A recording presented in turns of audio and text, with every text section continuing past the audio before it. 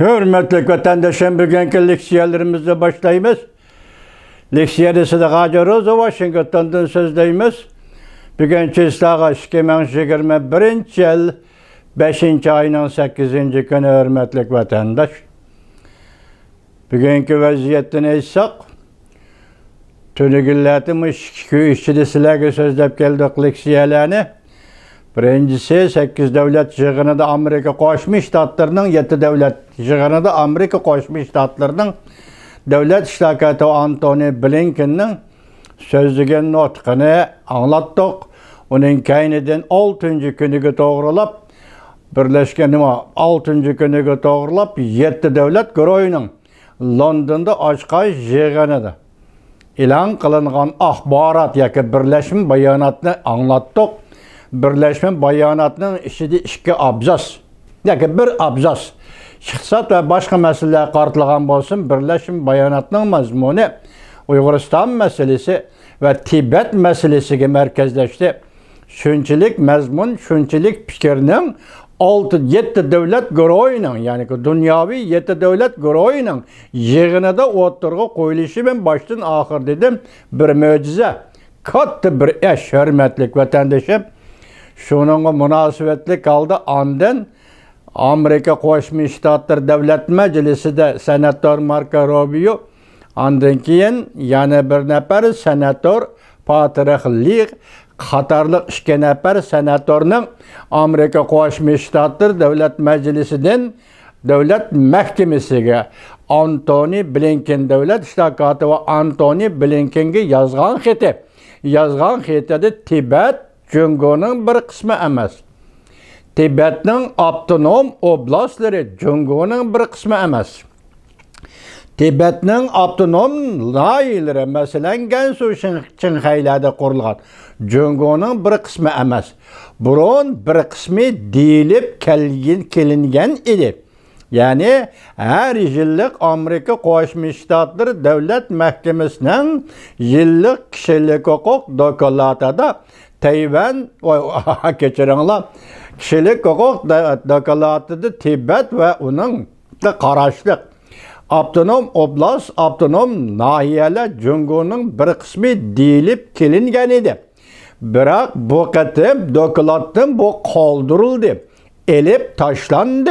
Şu münasebet bilen Senator Marco Rubio Devlet Meclisi'de, Senator Patrick Leahy Devlet Meclisi'de xat yazıp Antony Blinken'ni devlet ishtirokatini tebrikledi ve şunda karar kılıp dokumentdan şu isimlarni Jungo'nun bir kısmı diye isimni çıkarıp etkenliginden memnun bulduk, hoş bulduk, razı bulduk dedi. Katta gepler, vatandaşım. Bu katta gepler. Qarаңыз, siz ümit qilgan katta geplerinin qachon chiqishini kutib turgan bir ömürlük taqazza. Yoki bir davrlik taqazza. Siz agar vatan deb qo'ysangiz, agar millat deb qo'ysangiz, o'zingizning taqdiriga o'zingiz ko'ngil bilsangiz, mushundaq taqazzoliq ilkida yashab kelgan bir davr yoki bir ömür shu gapni bugun o'tirg'i chiqqanda lassida bo'lib ketamsiz qandoq? Ro'yingiz ko'tarinki bo'lishi kerak asli qoida bo'yicha vatandoshim.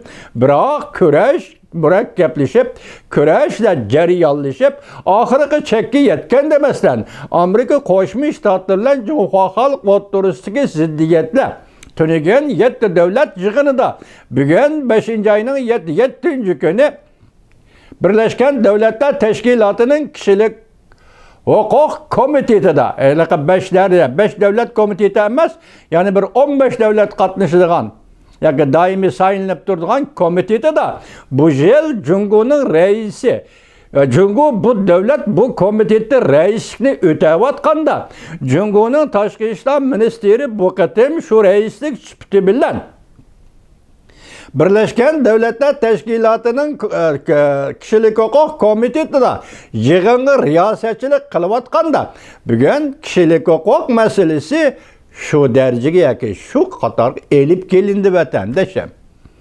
2019 yılı sobiq prezident Trump Birleşken Devletler Teşkilatı 9. ayının 23. günü Uyg'urlar qandaq muomala qilganlik esingizda bor vatandoshim. Bu qatim bu rasmiy ravishda endi fikr tariqasida masalan Davlat ishlar katibi Antony Blinken dediki 5-oyning 7-kuni Birleşken Devletler Teşkilatı'nın Kişilik Hukuk Komitesi 2 narsa koydu deyli. Nemi dedi? Biri ilgilik hukuk. Bu bevosita Rossiya bilan Ukraina münasebetiga qartildi. Biz Ukraina'nın ilgilik hukukunu qo'llaymiz degan ma'noda. İkincisi kişilik hukuk. Shuningdek yana nima dedi? Ba'zi davlatlar, masalan Rossiyadek, Cumhuriyet davlatlar o'zi xalqaro nizomnoma, xalqaro qonunlarga qarshi turib, buni odatga aylantirib, ya'ni odatga aylantirganda jazolanmaydigan o'lgi yaratib, nima ish qilmoqchisizlar dedi. Tushundingizmi? Jazolanmaydigan o'lgi yaratib, nima ish qilmoqchisizlar dedi vatandoshim. Mana shu darajaga yetganda, endilikda vatandoshlar boshda aytgandek, sizlar deylik jarayonlashib oxirgi natijalarga yetib kelgan vaqtda bo'shab ketish bo'lamdi va yoki ro'yinglar ko'tarinki bo'lish kerak. Buni bilishinglar kerak vatandoshlar. Har birimiz bilishimiz kerak bu. O'nga yetib kelgan kunlar emas bu. Buningga bir millat qanchalik badal to'ladi deb savol qo'ying. Hech bo'lmasa ota-onangiz nerede, bola chaqangiz nerede, yurtingiz nerede, Özünüz nerede? Siz qaysi ko'chaning, qaysi mahallaning bolalar emasdan chet elda yashayotganlar hozir. Asli qaysi mahalla, qaysi ko'chaning bolalari edinglar. Bugun nima ishga musofir bo'lib chet ellarga chiqdinglar? Mushularga savol qo'yinglar vatandoshlar. Buni savol qo'ymasanglar bo'lmaydi. Eng og'ir, eng yirik masalalarni sizlarga so'zlayotganda bularni anglash nisbatinglar ojizlab ketyapti vatandosh. Men tangmayman fikrimni sizlarga. Intayin nazik masala bu. Hozir men sizlar tuning so'ziga leksiyam nima dedim? 20 yil burun qo'yilib bo'lgan ishkan u dedim. Masalan men shaxsan men o'zimning maydon to'sam, Birleşken Devletler Teşkilatı imzo qo'yganda men Amerikada Teşkilatı'nın nizam namusiga jungo imzo qo'yganda men Amerikada vatanda emas, vatan turib anglagan bo'lsam, qanday tushunatdim, qanday xo'shlatdim buni bilmayman. Lekin Amerikada turib shu imzoni qo'ygan chaqda men ish boshlandimi dedim, gumon qildim, lekin chunqurlab tushunolmadim vatandoshim. Buning nimadan derak berdiganligini, masalan, imzo qo'ysa Xitoy ketaverdi imzo deganni qo'yib. Xitoy buni ijro qilamdi, qilmamdi degan masalada sizda bizda shu vaqt tushuncha yo'q. Taqmusha imzo qo'yish jarayonida mutlaq ko'p bo'ldi xabardor bo'lgan Uyg'urlarning soni qanchalik? Bu bir og'ir gap vatandoshim. Chaqchaq emas ekanligi bugun oshkor bo'ldi. Nima dedi? Amerika Qo'shma Shtatlari besim ishlatdi. Sen buni qilasan. Bu yo'lda Amerika Qo'shma Shtatlari huquqliq, shundoq huquqliq, mushundoq huquqliq. Demek siz besim işiltenmeysiz. Men besim işiltenmeymen. Şahs süptede, yaki bir teşkili süpette mi? Cunguğu besim işiltenmeyimiz mani kaçan icra kılırsa dep. Esli kaide boyucu boğanda Tibet'tek, Uygur'dak, Şangang'dak milletler imza koygan günü Çinhuası'nın Cunguğu'nun Birleşken Devletler Teşkilat daimi duruş vekili imza koygan günü koçuğu çıkıp tinç yolu bile namayiş kılıp makanını kaça icra kılırsak deyiş gerekti. Tinç yoluyla namayiş ötküzüp şunu deyiş gerekti. Ya Tibet diyelmedi şu günü, ya Uygur'istan diyelmedi şu günü. Çünkü bir yerde en mühim narsa nime desen, furalarının, grejdalarının biliş hukukunun derecesi qanchalik. Biliş hukukunun muhiti qanchalik. Biliş hukukunun vaziyeti qanchalik. Biliş hukukunun paragati ve yakın matbuat erkinligi zada qanchalik. Bu siz bizde yok da.